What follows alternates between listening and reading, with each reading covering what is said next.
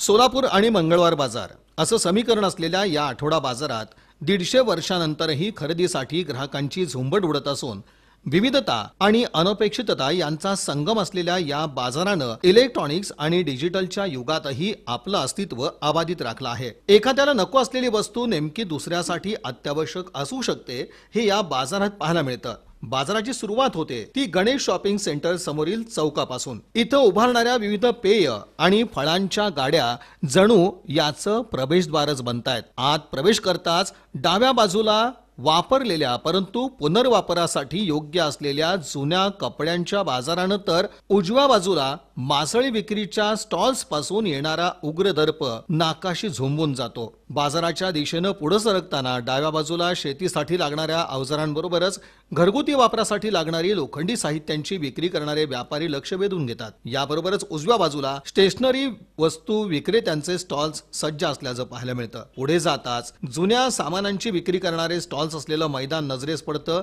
या मैदानात अनेक वस्तूंची विक्री करणारे छोटे छोटे स्टॉल्स दिसून येतात। यामध्ये लोखंडी वस्तू, गाड्यांचे टायर्स, विविध अवजारं, इलेक्ट्रॉनिक्स वस्तू, स्टेशनरी वस्तू, जुने पंखे, गाड्यांचे स्पेअर पार्ट्स यासारख्या असंख्य वस्तू विक्रीसाठी ठेवल्याचं इथं दिसून येतं। ग्राहकांशी चाललेला सौदा आणि त्यातून वस्तूंना नावं ठेवत करण्यात येणारी घासाघीस हा इथला नित्याचा प्रकार। आवडलेली अथवा उपयुक्त वस्तू कमी किमतीत मिळत असल्यानं मंगळवार बाजारात येणाऱ्या ग्राहकांची गर्दी प्रत्येक मंगळवारी पाहायला मिळते। यामध्ये सोलापूरसह आसपासचा परिसर, ग्रामीण भाग आणि कर्नाटकाच्या सीमावर्ती भागातून येणाऱ्यांची संख्या लक्षणीय असते। 150 वर्षापासून आठवडा बाजाराच्या रूपात लागणाऱ्या या मंगळवार बाजारानं आज तागायत आपलं अस्तित्व अबाधित ठेवलं असल्याची माहिती जुना माल विक्रेता अनवर रंगरेज यांनी दिली।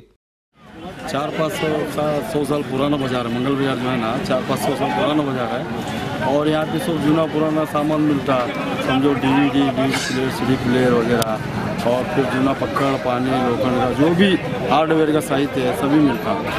और ये हमारे दादा परदादा भी यहाँ पे बैठते थे। वो हिसाब से हमारे सब व्यापारी वगैरह, और इसमें धंधा समझो कभी 2000 का होता है, कभी 3000 का होता है। उसमें हमारा चटनी मिर्ची जो भी है रोजी गुजारा होता है।